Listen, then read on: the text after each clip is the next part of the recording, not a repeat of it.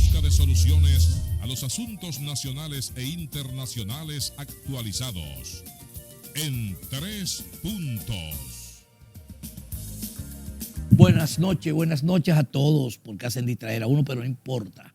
Abriendo nuestro programa en 3 puntos en la noche de hoy, lunes 30 del mes de octubre, ya finalizando, cayendo a pocos días de entrar al mes de noviembre, donde ya se acerca cada día más las Navidades, las Pascuas. Hay mucha gente que ya tiene su musiquita navideña, otras con su ritmo, que esperan estar y disfrutar en estas Navidades. Pero siempre nosotros aquí en nuestros programas, llevándole a ustedes nuestras informaciones, nuestros temas de interés, así como nuestros invitados especiales y sobre todo cuando tenemos socios aquí en nuestro programa, como es en la noche de hoy José Eliseo Almanzar, que va a compartir la noche de hoy con todos estos temas interesantes que vamos a tratar, siempre acompañándonos Javier López, Guillermo Torres. Buenas noches. Buenas noches, Flavio. Buenas noches, Guillermo. Buenas noches, José Eliseo. Buenas noches, amigos televidentes. Hoy, comenzando una semana, tenemos un programa lleno de comentarios y preguntas para el doctor José Eliseo Almanzar. Así que bienvenido a su programa en 3 puntos.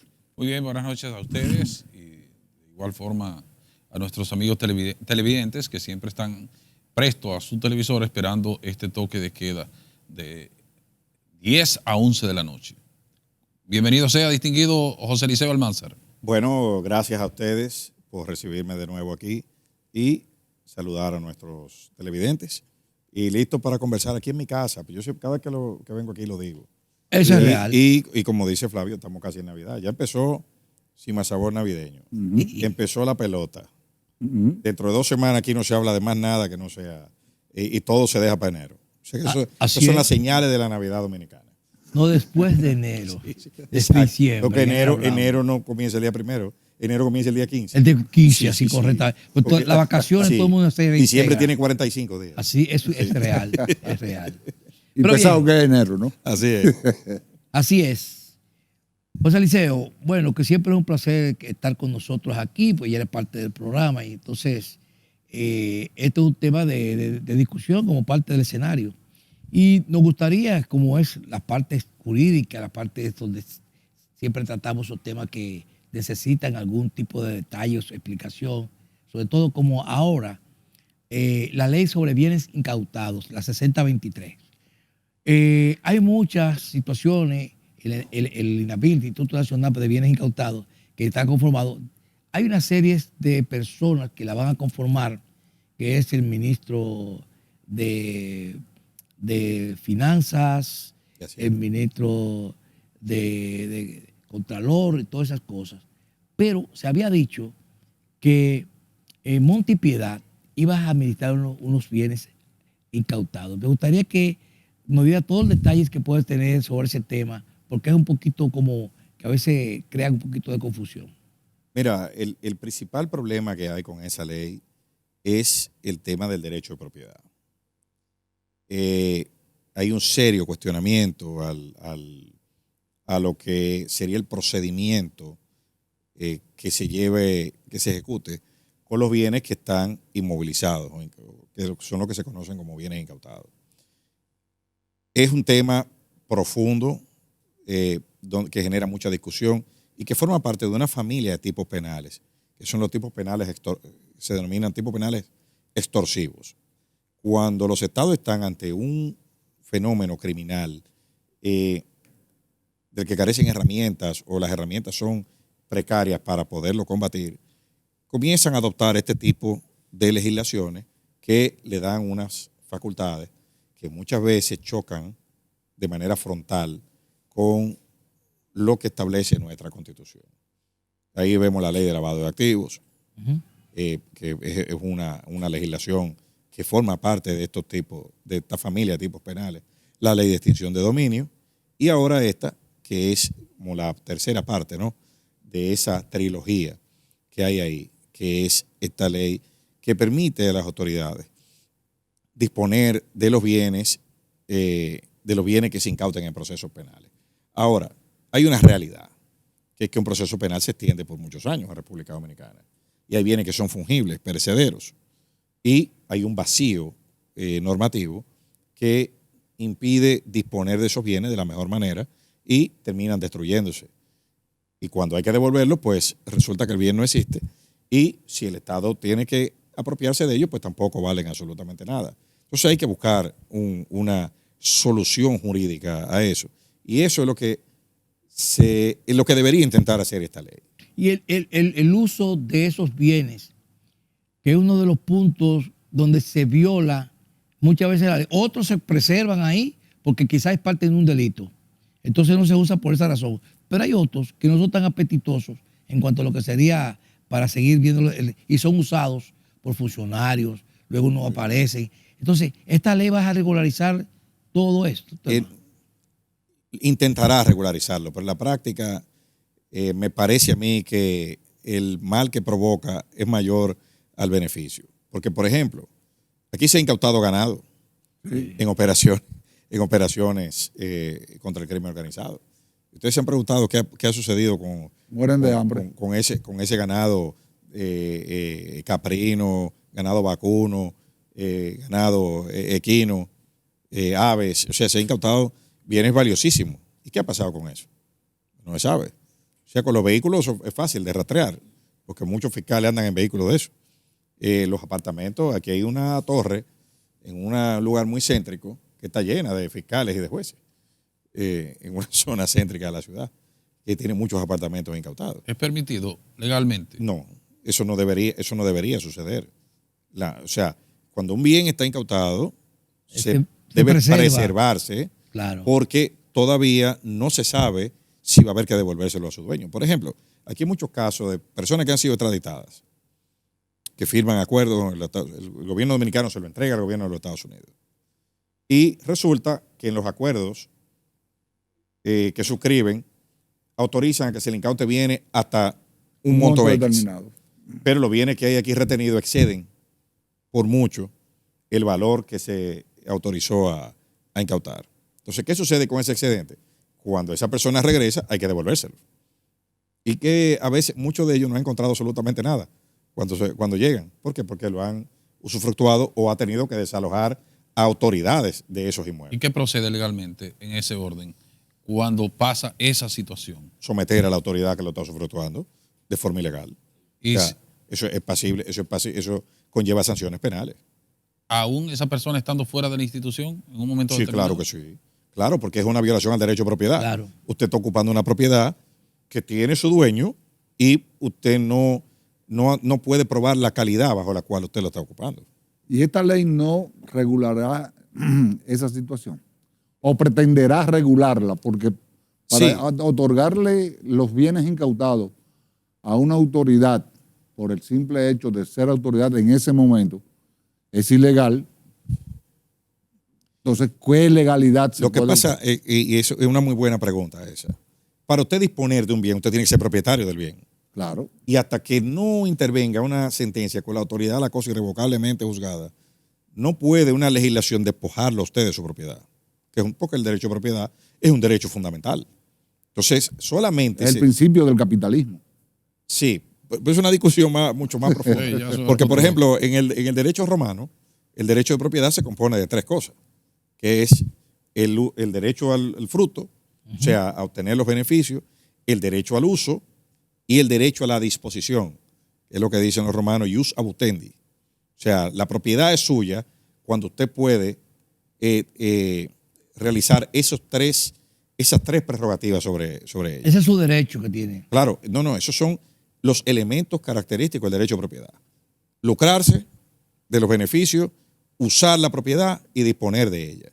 Si usted no puede hacer una de las tres, entonces eso no es un derecho de propiedad según los elementos que están en la Y familia esos, romana bienes, germánica. y esos bienes que son adquiridos ilegalmente, por situaciones ilegales, drogas, dinero totalmente que provienen, ya usted sabe, de situaciones de narcotráfico y todas estas cosas.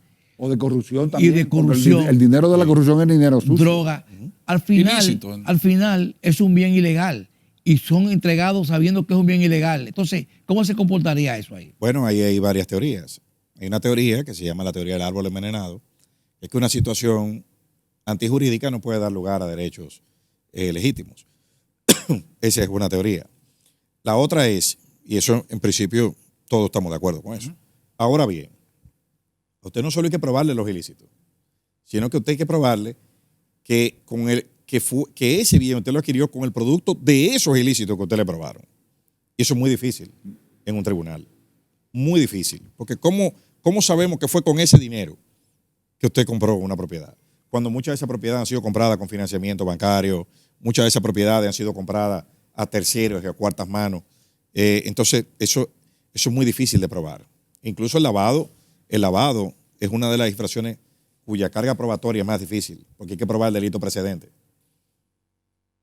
Vamos a irnos a nuestra primera pausa comercial para continuar con este tema, porque es un tema que tiene muchas aristas y muchas personas, después de haber hecho barbaridades ilegales, haciendo travesuras en cuanto a la violación de los principios básicos de lo que sería la ley, luego son favorecidos con esos bienes. Entonces, faltó una palabra, alegadamente. Alegadamente. Vamos a nuestra primera pausa comercial y regresamos.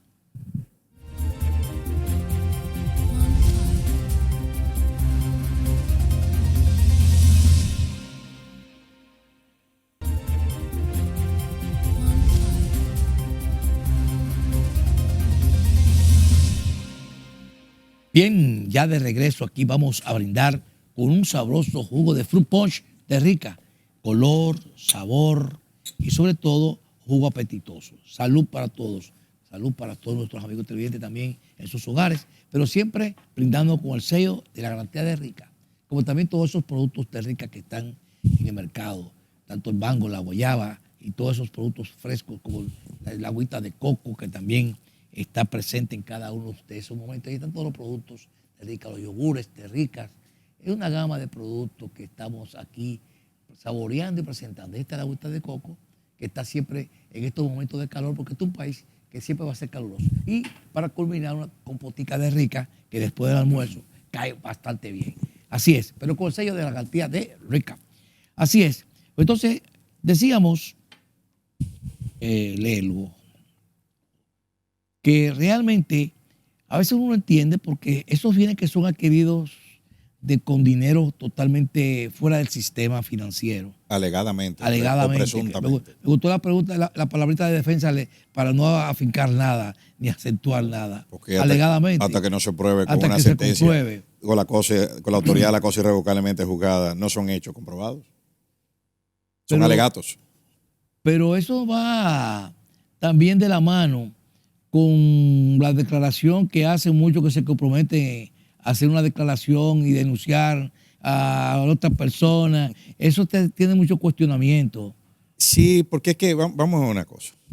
Sobre un hecho hay varias verdades. Está la verdad fáctica, que es lo que sucedió. Y eso lo sabe el que lo cometió probablemente y los que lo ayudaron, o los que estaban, tienen información de primera mano.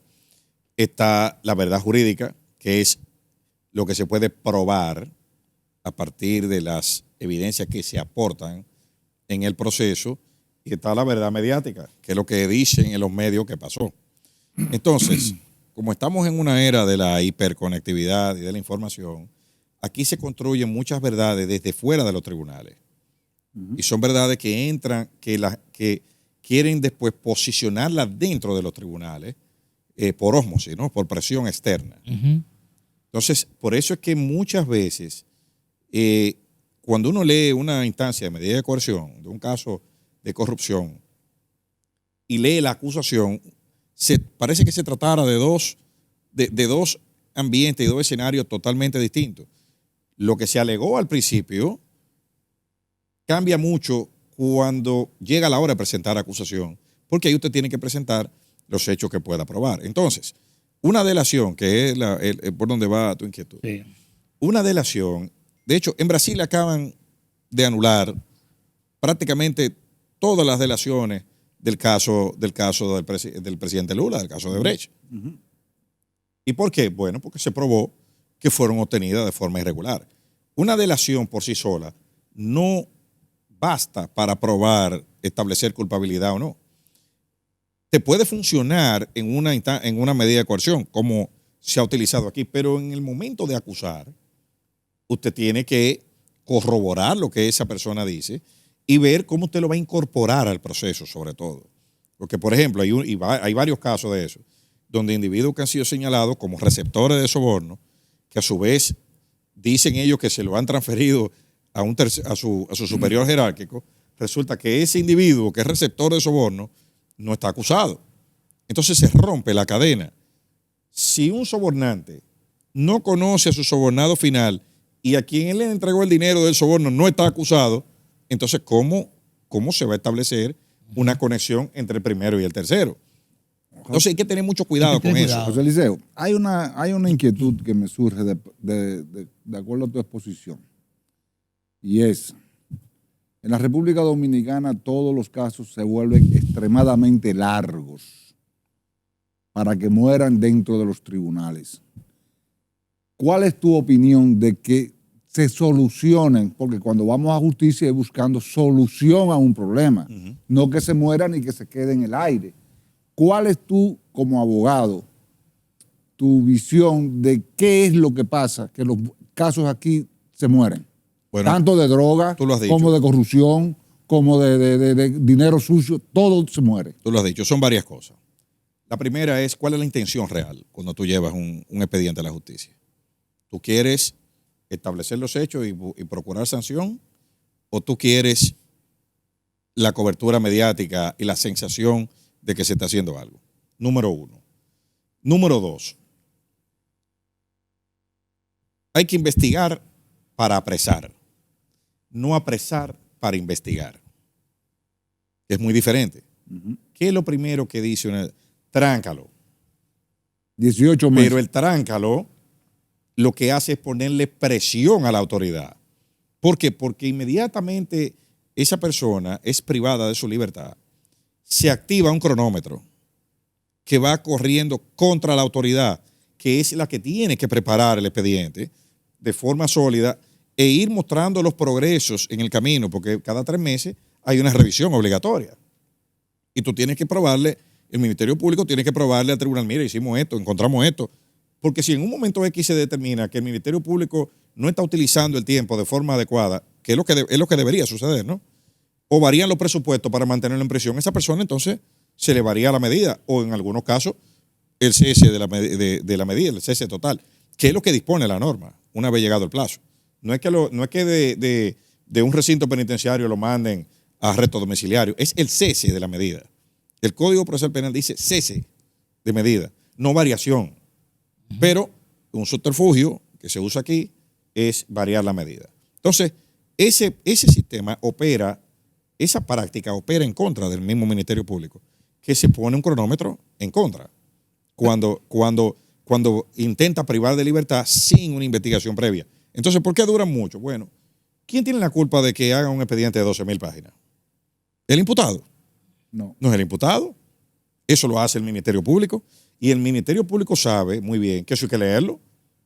Eso hay que leerlo. En la lectura de la acusación tiene que ser página por página. Ahora, eso está establecido. Entonces eso deben pensarlo antes de hacer el expediente. Déjame hacer una cuestión que se pueda leer relativamente rápido para que no se agoten los plazos. Pero esa no es la intención. Entonces, ¿con qué intención se hace cuando un imputado tiene una serie de hechos o de elementos que se le imputan dentro del caso y con 3 demostraciones que son las más pesadas que se pueda demostrar y ser condenado, sin embargo se lleva 12,000 páginas teniendo 3 Exacto. hechos importantes que no hay por qué seguir un expediente solamente con tres elementos? Entonces, ¿por qué se llevan esos casos a tanta profundidad? ¿Es intencional, no intencional? ¿Qué sucede ahí? Exactamente. Tú lo has dicho claramente y no eres abogado litigante. 20 pruebas sobre un hecho, tú terminas siendo redundante. Con una sola sobre un hecho ya es suficiente. Es difícil mantener el principio de formulación precisa de cargo cuando usted tiene 70 imputados en el mismo expediente, cuando usted tiene 12,000 páginas y miles de pruebas que son en muchos casos sobreabundantes, cosas que realmente no logran hacer que se construya un relato de forma adecuada. Entonces, ¿cuándo se hace eso? Cuando no hay evidencia contundente. Tú abrumas al tribunal con muchos papeles y hace una cuestión, una cobertura mediática con muchas cajas diciendo, bueno, si esto tiene 12.000 páginas, es porque es contundente. Pero cuando usted va a leer, ahí hay mucho copy-paste, ahí hay incluso, yo he visto instancias de esa de medida de coerción, que tienen, en un caso, como fue copiado, tiene párrafos de otro caso. O sea, es una cuestión de esa naturaleza. ¿Y por qué? Porque lo que se quiere es hacer una cuestión con muchos papeles. José Liceo, yo vuelvo y recalco sobre la ley 163-23 de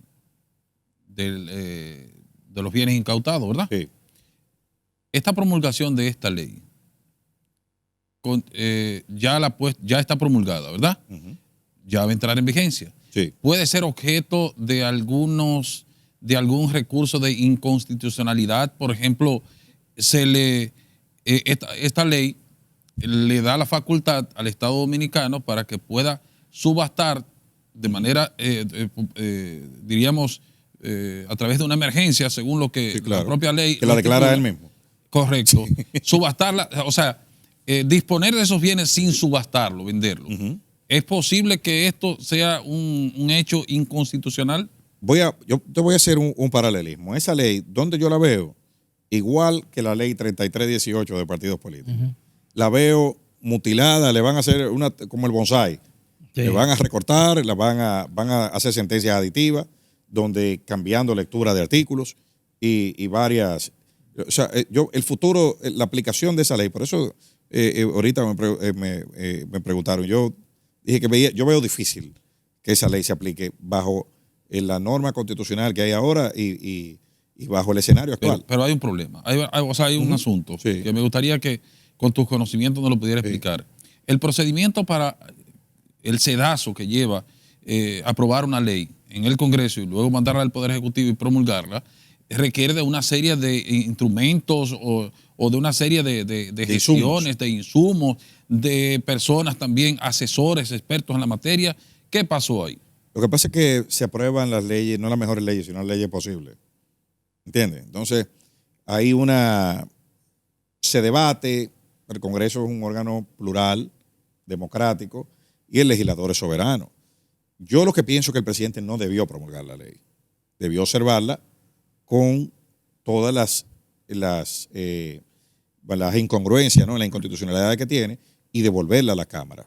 Pero yo eso no he visto, en esta administración, yo no he visto que el presidente Abinader haya ejercido esa facultad de observación de leyes que tiene.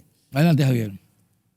José Liceo, en el día de hoy, cambiando el tema de esas leyes, de la promulgación de esas leyes, en el día de hoy el Departamento de Compra y Contrataciones aceptó una revisión del proceso de licitación del sistema de tránsito de la República Dominicana. Tú y muchos abogados dicen que esa ley hay que modificarla porque no tiene muchas garras. Sin embargo, ¿sobre qué base ellos objetan este concurso que se realizó en el Intran? Bueno, ahí hay unas objeciones que de verdad que merecen el análisis. Y lo primero que sale es...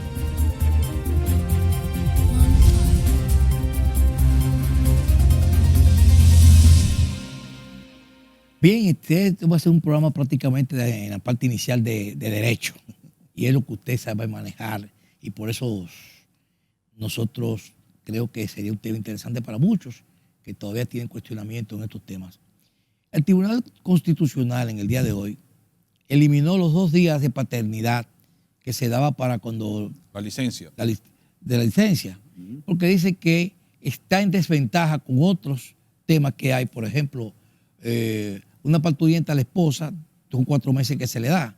Una licencia tiene 2 meses. Sin embargo, el nacimiento de un hijo, para el padre sobre todo, tiene 2 días nada más. Entonces, dice que está muy, muy desfasado en cuanto a lo demás, que hay una ventaja que quizás no es la que debe ser más equilibrada. ¿Cuál es su opinión, doctor? Sí, lo que hace es exhortar al legislador a buscar un mayor equilibrio. Ahora, con eso hay que tener cuidado, porque reconocer derechos tiene un costo. Eso tiene un costo laboral que podría ser importante si no es algo proporcional ni es algo que el mercado laboral dominicano pues, pueda realmente solventar. Aquí nosotros tenemos muchas legislaciones que no se cumplen precisamente porque la realidad lo que dicta es otra cosa. Pero ciertamente 2 días es muy poco. Aunque 4 meses sea demasiado. Es locura, una locura, porque hay diputados que están proponiendo 6 meses y 4 meses. Sí, porque aquí hay, dice el profesor Eduardo Jorge dice que hay 2 tipos de juristas en la República Dominicana. Uno que mueren de inanición doctrinaria, porque no leen, y otro que mueren de indigestión doctrinaria, porque leen demasiado, pero no los textos correctos, entonces lo indigestan. Aquí nosotros estamos viendo mucha televisión, muchas legislaciones de países desarrollados que realmente puede que les reconozcan, de hecho les reconocen licencias de paternidad más largas, pero no tienen protecciones como la cesantía, el preaviso, que sí tiene el trabajador dominicano. El problema es que, entonces, eso es lo que, ese tipo, Guillermo, ese tipo de regulaciones, cuando no se adaptan a la realidad del mercado dominicano, lo que hace es impulsar la informalidad. Más gente y rindiendo la misma labor, porque tienen que trabajar para comer, pero entonces en un sistema laboral precario que no les reconoce ningún derecho. Pero que es insostenible porque un sistema, la seguridad social no tiene dinero para costear un largo tiempo un proceso porque aquí no hay seguro de desempleo. No es seguro de desempleo. Eso tiene que costearlo el patrón. Porque hay una mala distribución. No, pero por eso no tiene para pagar pero esa José Liceo, pausa. A propósito de ese tema que Flavio plantea, del derecho laboral, hay una serie de situaciones ahí que uno también espera que se puedan corregir, porque es un código que data de 1992, con algunos remienditos, como dicen popularmente, parches correctos, pero realmente necesita. Entonces, esa lucha de intereses entre el patrono y entre el empleador y el empleado, se dan esas luchas desiguales también, que muchas veces no se permite que pueda salir una buena ley de manera equilibrada, como bien ustedes acaban de decir. Por ejemplo, en materia de licencia, es algo que uno se pregunta en qué estuvo pensando el legislador en ese momento, o quienes trabajaron también en el confeccionamiento de la misma, del Código Laboral, si se le da, por ejemplo, de licencia por fallecimiento de un padre, se le dan 3 días, por fallecimiento de la madre, de un hijo. Sin embargo, de un hermano, la ley no contempla nada.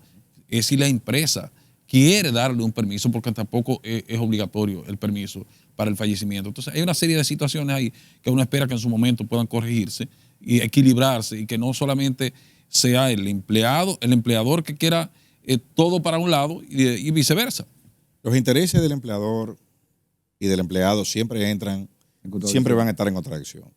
El Estado lo que busca es nivelar un poco el tema. Pero si tú ves, por ejemplo, el derecho laboral, parte de lo que se llama la tutela judicial diferenciada, que es el proteger al que se presume más débil, que es el trabajador. Así es. Entonces, nosotros tenemos pendiente esa tarea, República Dominicana. Recuerda que la Estrategia Nacional de Desarrollo contempla un pacto eléctrico, un pacto educativo y un pacto laboral.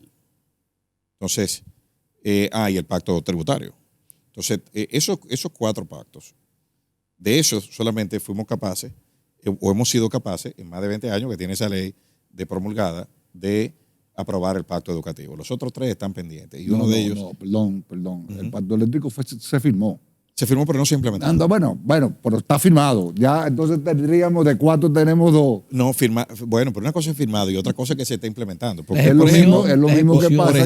Por ejemplo, el pacto eléctrico contempla unos desmontes del subsidio que lo que se ha hecho en los últimos 3 años es cuadruplicarlo. Por ejemplo, nosotros este año estamos gastando la friolera de $2,000 millones en subsidio eléctrico. Y para el año que viene va a exceder esa cantidad. Y eso debió haber estado en una 4ª parte de lo que está ahora. Igual que la pérdida técnica, que deben estar en alrededor de 20% y están en 41% del sector eléctrico. O sea que eso no se está implementando, ni estamos ni cerca de implementarlo. Ahora, pero es lo que tú mismo acabas de decir. Aquí se hacen leyes que no se cumplen al final. Pero yo te puedo dar un ejemplo claro. El 4% para la educación es insostenible. Eso es insostenible. Un barril sin fondo. ¿Por qué? Es insostenible porque es como que usted vive en un edificio de 10 departamentos y usted haga compromiso con lo que ingresan los 10 departamentos, cuando usted domina los ingresos del suyo, nada más. O sea, el gobierno maneja el 15% del Producto Interno Bruto, son las recaudaciones del gobierno. Entonces, los compromisos que haga el gobierno tienen que ser dentro de ese 15% del Producto Interno Bruto, no con el 4% del total del Producto Interno Bruto. Usurpando fondos ajenos. Claro, pues tú estás comprometiéndote con fondos ajenos. Y no puede haber una reorientación del gasto, pero sin afectar la inversión en la educación. Porque una cosa es la calidad del gasto y otra cosa es lo que es. Hay fórmulas. Por ejemplo, hay una fórmula que creo que en estos días escuché al doctor Andrés Dawager diciendo que tenía que ser el 16% del total de las recaudaciones o del total de los ingresos gubernamentales. Eso es más sostenible que el 4%, porque ad infinitum, ¿qué está pasando? Que no podemos gastarlo. No hay capacidad de gestión en un ministerio para gastar 200,000 millones de pesos totalmente, de forma con calidad de gasto. ¿Entiendes? O sea, ahí yo veo que se está financiando de todo. Y cuando ustedes le pasan el bisturí a cómo se gasta el dinero en el Ministerio de Educación, bueno, pues usted va a encontrar mucho dispendio. Pero tú estás respondiendo, Lelo, lo que te acabo de decir. O sea, no necesariamente se tiene que decir que que se pueda afectar la inversión en educación, más bien corregir lo que tiene que ver la calidad del gasto. No se afecta. Lo que tiene que cambiar el criterio para asignación de montos. No puede ser el 4%, porque se está convirtiendo en algo insostenible para los gobiernos. Pero que todavía es peor, porque cada vez que pasan cada año que pasa, los presupuestos se aumentan. Y de ese presupuesto tienen todavía mucho más recursos y después no saben cómo siquiera gastarlo. Sí, porque el criterio, el nivel de subejecución presupuestaria aquí es preocupante. O sea, y sobre todo en el gasto de capital. Cuando ustedes ven el gasto de capital, por ejemplo, ya al cierre de octubre, el gasto de capital no ha llegado a los 120,000 millones de pesos, cuando lo que se presupuestó fueron 155,000 millones de pesos. Entonces estamos hablando que en ninguno de los 10 meses que han transcurrido se han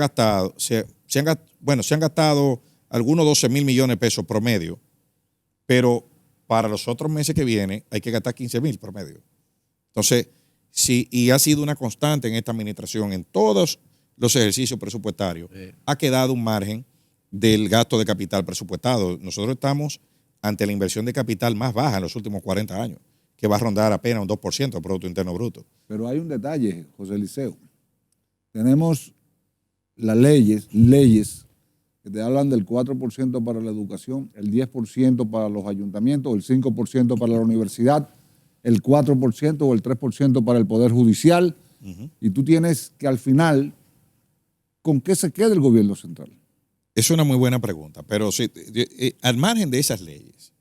Son leyes que están ahí, están vigentes. Cuando un gobierno tiene 43 préstamos en carpeta en el presupuesto 2024 por 7.400 millones de dólares, tú podrás decir, bueno, eso es mucho dinero.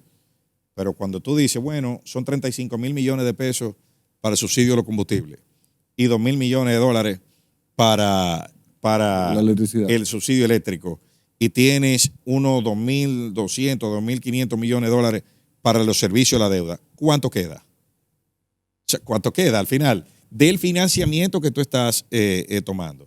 Pero si lo ves por el lado del déficit presupuestario, es un 3.5%, 3.2%, que era un déficit coyuntural que se volvió estructural. Nosotros no hemos tenido ninguno de los ejercicios presupuestarios de esta administración con déficit por debajo de 3% del Producto Interno Bruto. Así es. Vamos a irnos ya a nuestra última pausa comercial, porque realmente son temas interesantes y temas que están en discusión inclusive, sobre todo en estos momentos. Y buenas esas aclaraciones, José Liceo, porque verdaderamente esto sale ahora fresco y hay muchas situaciones que no están bien definidas. Vámonos a nuestra última pausa comercial y continuamos con nuestros programas en 3 puntos. Vamos arriba.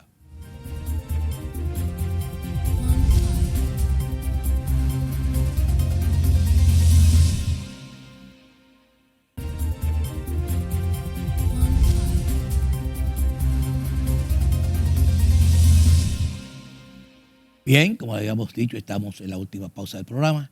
Me gustaría que continuara con el tema, José Liceo, porque realmente está interesante. Que me faltó el tema que también te hablan de salud, que es un 3% que tampoco se cumple. Y está ahí la ley. Nosotros tenemos un rezago importante. Siempre dicen, los economistas dicen que el presupuesto es la expresión, es la materialización del discurso político. O sea, tú puedes decir lo que tú quieras, pero donde se ve es en el presupuesto. Y aquí hay hallazgos espeluznantes en el presupuesto dominicano que merecen que la gente esté más al corriente. Por ejemplo, una partida que aquí ha crecido exponencialmente de gasto corriente, el gasto de publicidad. Sí. Ha crecido exponencialmente, pero cuando ustedes ven la concentración del gasto, ¿dónde está? Ustedes se van a dar cuenta que el 76% del gasto de publicidad está en un solo ministerio, que es el Ministerio de la Presidencia. 76% de la publicidad, o sea, 76 de cada 100 pesos lo manejan directamente por ahí. Entonces, cuando ustedes ven la publicidad en salud pública, tenemos un problema de dengue. Uh-huh. El presupuesto de publicidad de salud pública son unos 150 millones de pesos. Estamos hablando de un presupuesto de 7,000 y pico de millones. Para salud pública son 100 y tantos de millones de pesos. ¿Y lo maneja? Los niveles de ejecución, no, el Ministerio de Salud Pública. El año pasado, en los primeros 9 meses de 2022, se ejecutaron 91 millones de pesos del presupuesto de salud pública. ¿Saben cuánto se ha ejecutado este año? 51 millones de pesos. Cuando teníamos una advertencia de la OMS desde febrero que iba a ser un año pico de dengue por el tema del cambio climático. Entonces, cuando nosotros tenemos más problemas, resulta que ejecutamos menos presupuesto. Pero si ustedes ven programas clave de la administración, como el programa de prevención de embarazo adolescente, ustedes se van a dar cuenta que los niveles de ejecución son 34 millones de pesos en los primeros 8 meses. Esos presupuestos, cuando no se usan, no se puede transferir al mes siguiente. No. Entonces, No, el año que viene eso no. muere, ni tampoco el año que viene. Eso muere ahí, se pierden. Porque no es dinero que está en caja. No. Es dinero que puede entrar. Ahora, hay que decir también que ha habido una merma en las recaudaciones que se debe a la ralentización de la economía. Las exportaciones dominicanas en los primeros 9 meses de este año han caído un 15.5%. Sí, es así. O sea, hay una merma importante. Hay una recuperación en las remesas de alrededor de un 3% con relación al año pasado, pero todavía está 3.5% debajo de 2021. Tú tienes un aumento de ingresos por el turismo, pero se ha desacelerado el aumento del ingreso. Tiene el mes de agosto, por ejemplo, de 2022, el incremento en la llegada de turistas fue 17%. El de este año fue 6%.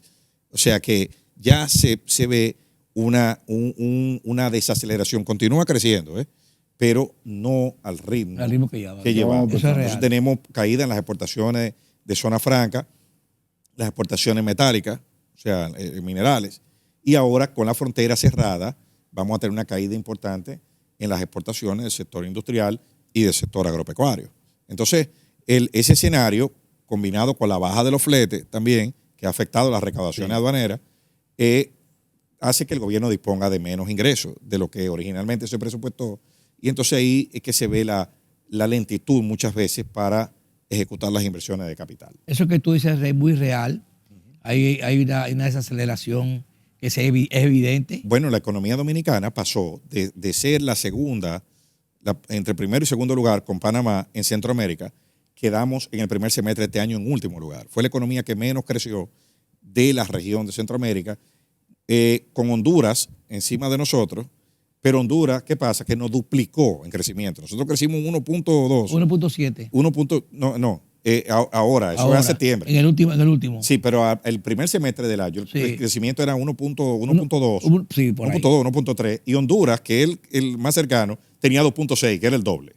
O sea que nosotros estamos, y debajo de potencial, nosotros somos con Perú el país donde más ha habido revisión a la baja. Así es. En la tasa de José Liceo, muchísimas gracias siempre por esa presencia, por todos estos datos que siempre nos traes tan fresco e interesante, a nuestros amigos que siempre siguen en el programa y sobre todo cuando hacemos el anuncio publicitario de que viene José Liceo, Bueno, pues tenemos mucho feedback de que realmente... Si me invitan, soy capaz de venir. No, yo sé que sí. Tiene que ver el Gracias. tema del Tribunal Constitucional, de la elección de los nuevos jueces y Me todo. invitan de nuevo, yo vengo. Así es. Para la próxima invitación la tenemos aquí.